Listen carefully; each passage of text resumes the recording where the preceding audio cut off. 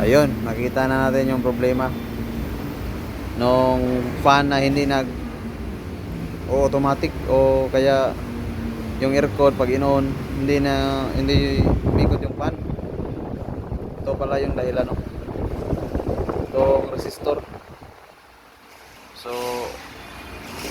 pag bibilihin ito kasama yung fan, so nagkaroon siya ng sunog yung sakit niya dito, putol dito, may putol po siya dito. So ito yung nagpabahay sa fan tsaka low. So pag sira ito, hindi ikot yung fan, kaya nag-overheat yung Ford EcoSport dahil dito. So ang advice ko sa mayari na papalitan to, at saka yung thermostat, saka yung ECT sensor. Inaon na natin.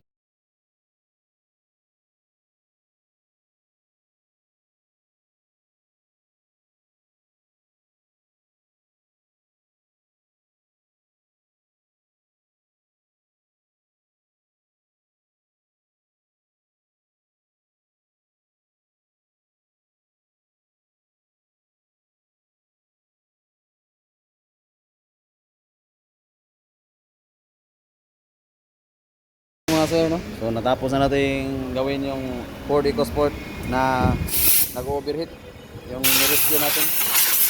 So tapos natin kinabit ng ano to,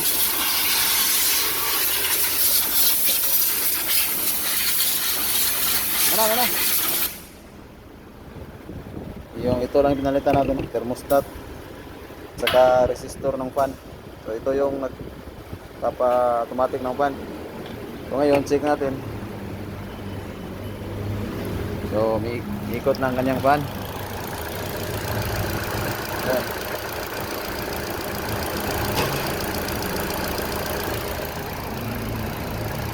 So obserbahan pa natin to kung mag-overheat pa ba ulit.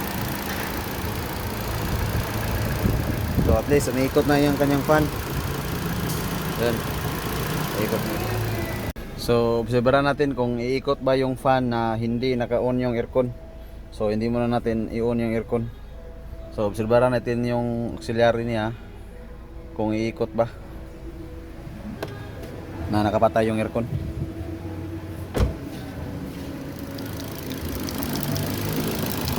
Sa ngayon hindi pa umaandar yung fan.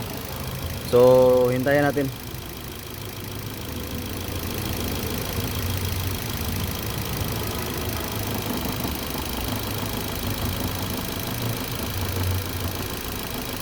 So hindi naka-on yung aircon ngayon. So yung compressor hindi naka-engage, oh. Yun, yung compressor hindi naka-engage. So hindi naka-on yung aircon. So ang hintay ay confirm natin kung ikot ba yung fan na nakapatay yung aircon. Para malaman natin para kung nag-iikot ba siya. Para if okay na, pwede natin tong ma-release sa customer.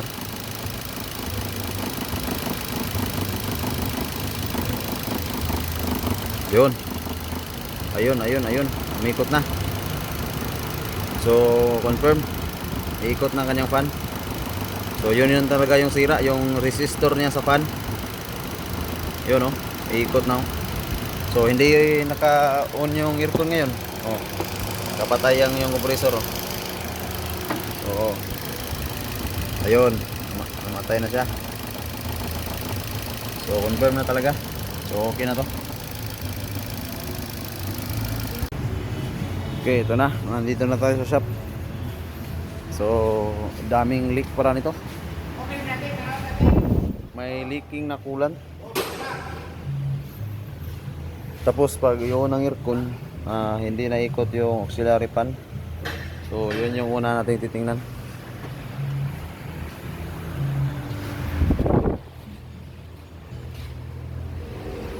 So, Ford EcoSport. Oop! Yan na. Okay.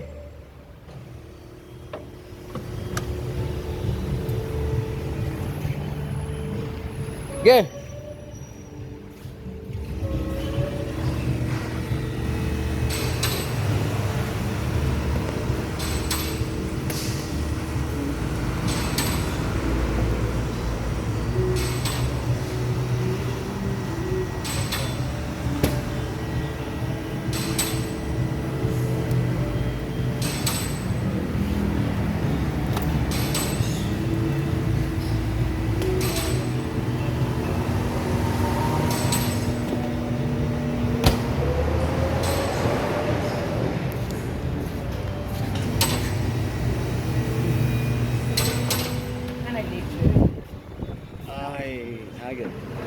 Nindot yun yung coolant no, kaya dali na kayo yung kita pa.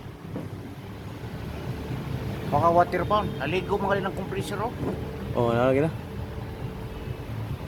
Dapit sa may kuan. May uso thermostat.